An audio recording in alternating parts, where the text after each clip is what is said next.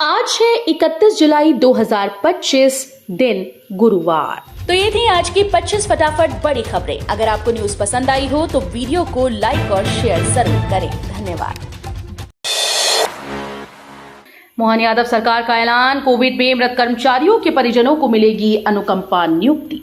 मध्य प्रदेश सरकार ने कोरोना काल में जान गंवाने वाले संविदा कर्मचारियों के परिजनों को अनुकंपा नियुक्ति देने पर विचार करने का ऐलान किया। विधानसभा में उप मुख्यमंत्री डॉक्टर राजेंद्र शुक्ला ने बताया कि इस मुद्दे पर गंभीरता से विचार हो रहा है। हालांकि जिन्हें 50 लाख रुपए का बीमा लाभ मिल चुका है, उनके मामले में निर्णय लंबित है। वहीं विधानसभा में परिवहन विभाग की बड़ी गड़बड़ उजागर हुई। लाडली बहना के बाद लाडलों पर बरसेगा प्यार, नौकरी और पैसा दोनों मिलेगा। मध्य प्रदेश की मोहन सरकार अब लाडली बहनों के बाद युवाओं के लिए भी खुशखबरी लाई। नई योजना के तहत राज्य के लाडले युवाओं को उद्योगों में इंटर्नशिप के जरिए हुनरमंद बनाने का मौका मिलेगा। इस दौरान उन्हें हर माह 5,000 रुपए प्रोत्साहन राशि दी जाएगी। वहीं अगर युवाओं को नौकरी मिलती है तो केंद्र सरकार की ओर से 15,000 रुपए अतिरिक्त सहायता दी जाएगी।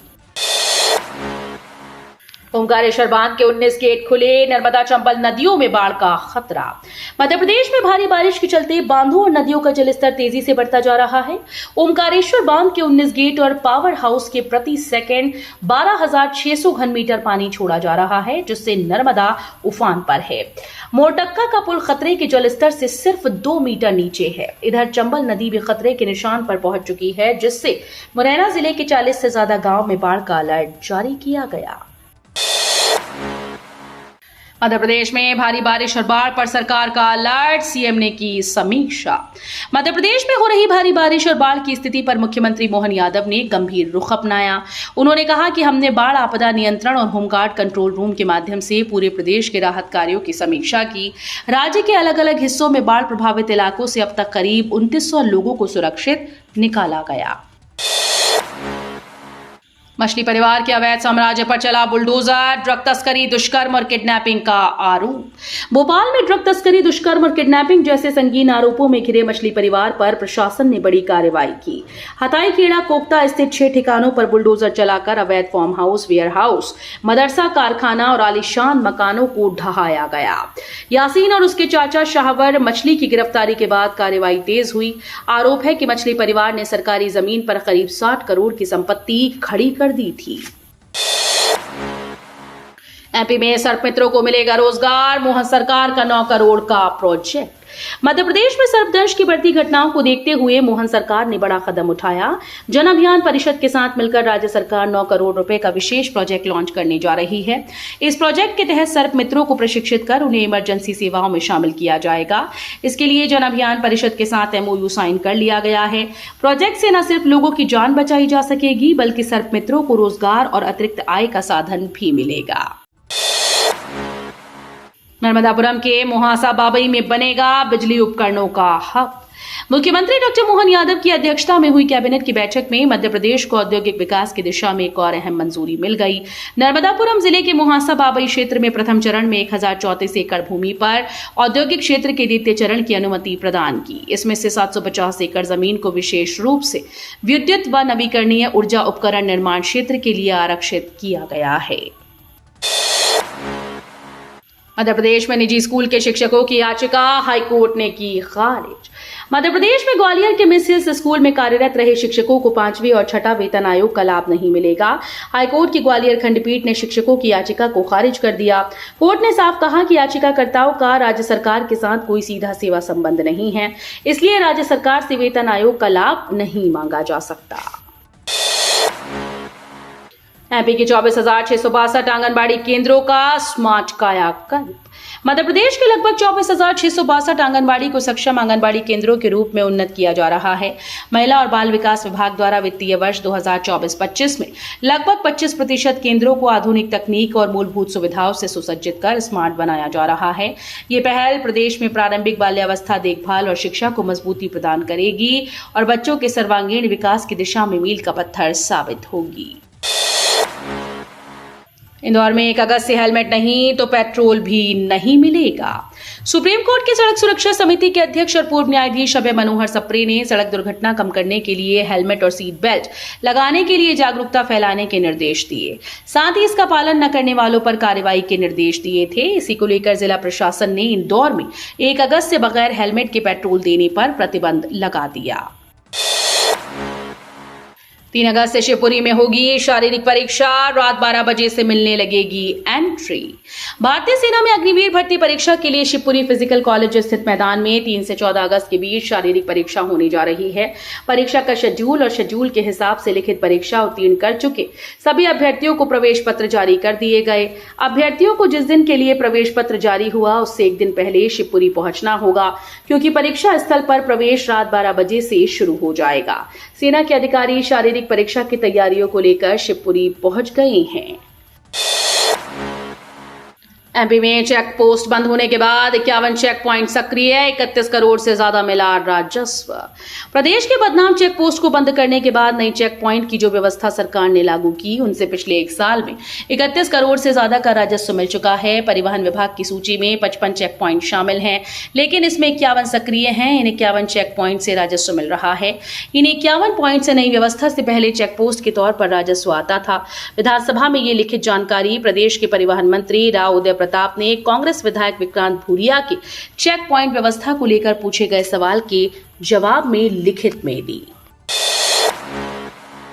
11 जजेस की एक साथ शपथ, बना मध्य प्रदेश हाईकोर्ट में ऐतिहासिक पल।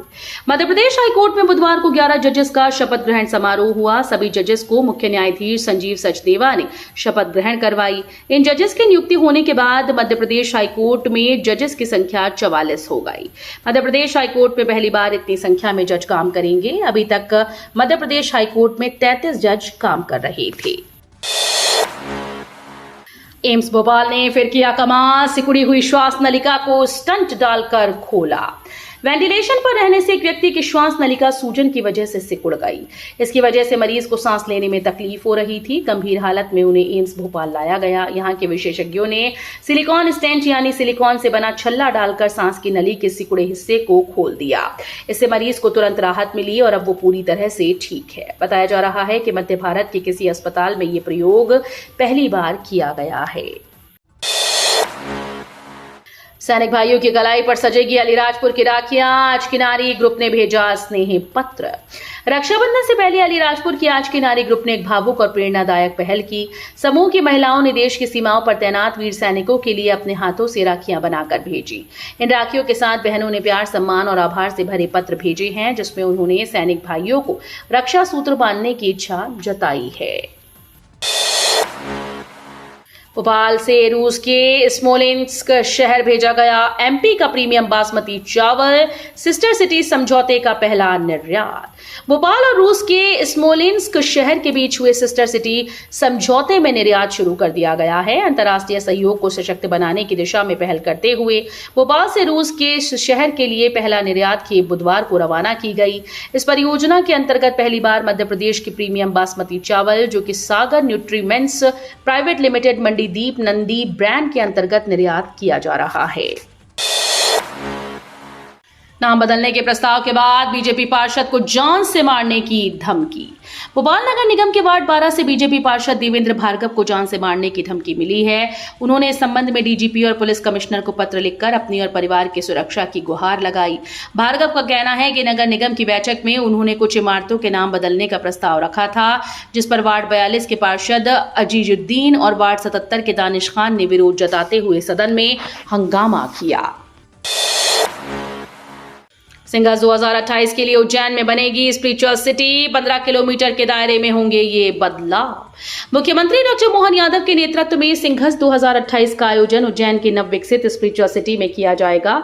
इस सिटी में 150 एकड़ क्षेत्र में देश का सबसे बड़ा शिवलिंग और 12 ज्योतिर्लिंग स्थापित होंगे। शिप्रा शुद्धिकरण, नवीन घाट, railway station, multi level parking जैसी सुविधाओं के साथ श्रद्धालुओं को आध्यात्मिक और आधुनिक अनुभव मिलेगा। एमपी के किसानों को 2 अगस्त को मिलेगी बड़ी सौगात, कृषि मंत्री शिवराज सिंह चौहान ने किया ट्वीट। मध्य प्रदेश के लाखों किसानों के लिए अच्छी खबर सामने आई है। उन्हें 2 अगस्त को सरकार बड़ी सौगात देगी। देश भर की तरह मध्य प्रदेश के किसानों को भी इस दिन प्रधानमंत्री किसान सम्मान निधि योजना की 20वीं किश्त प्राप्त होगी। पीएम नरेंद्र मोदी यूपी के वाराणसी से योजना की राशि जारी करेंगे। आईआईटी की तर्ज पर एमपी में खुलेंगे एमपीआईटी, मंत्री का बड़ा ऐलान। देश में उच्च शिक्षा के क्षेत्र में भारतीय प्रौद्योगिकी संस्थान यानी Indian institute of technology IIT को सर्वोच्च मानक माना जाता है। करीब 2 दर्जन प्रमुख इंजीनियरिंग और प्रौद्योगिकी संस्थानों का ये समूह राष्ट्रीय महत्व के संस्थान के रूप में विख्यात है। देश में इंजीनियरिंग के साथ ही विज्ञान व प्रौद्योगिकी की उच्चतम व आधुनिक शिक्षा और अनुसंधान के लिए प्रसिद्ध आईआईटी की तर्ज पर अब मध्य प्रदेश में भी प्रौद्योगिकी शिक्षण संस्थान खोले जाएंगे। इन्हें Madhya Pradesh institute of technology यानी एमपीआईटी के रूप में डेवलप किया जाएगा। शिवपुरी में बाढ़ से हाहाकार, केंद्रीय मंत्री सिंधिया बोले सेना ने मोर्चा संभाल लिया है। शिवपुरी में भारी बारिश का दौर जारी है, जिसके चलते सिंध नदी उफान पर है, जिससे कोलारस, बदरवास और रन्नौत क्षेत्र में बाढ़ जैसे हालात बन गए हैं। अब तक 250 से अधिक बाढ़ प्रभावितों को रेस्क्यू किया जा चुका है, जबकि 100 से अधिक लोगों के फंसे होने की अब भी सूचना है। वहीं सेना ने मोर्चा संभालते हुए हेलीकॉप्टर से रेस्क्यू ऑपरेशन शुरू कर दिया।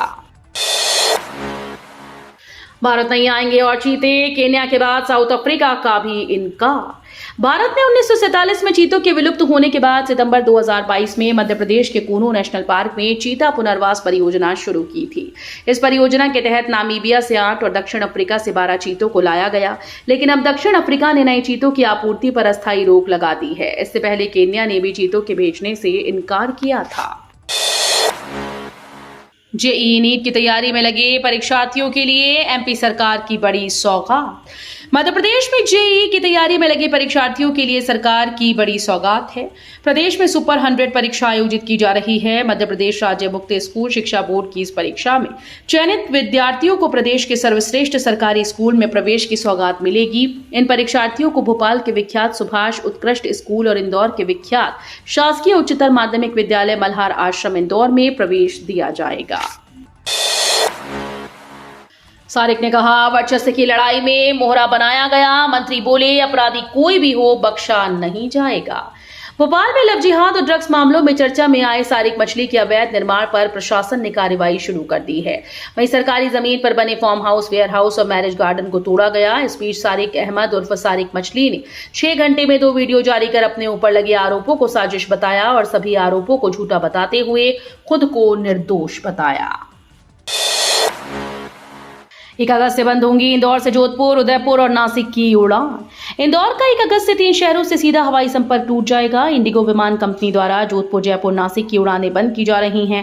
विमान कंपनी ने 1 माह पहले ही 1 अगस्त से इसकी बुकिंग बंद कर दी थी। इंदौर से तीनों शहरों के लिए 1-1 सीधी उड़ानें संचालित की जा रही थी, लेकिन अब ये भी बंद हो जाएंगी। तो ये थी आज की 25 फटाफट बड़ी खबरें। अगर आपको न्यूज पसंद आई हो तो वीडियो को लाइक और शेयर जरूर करें। धन्यवाद।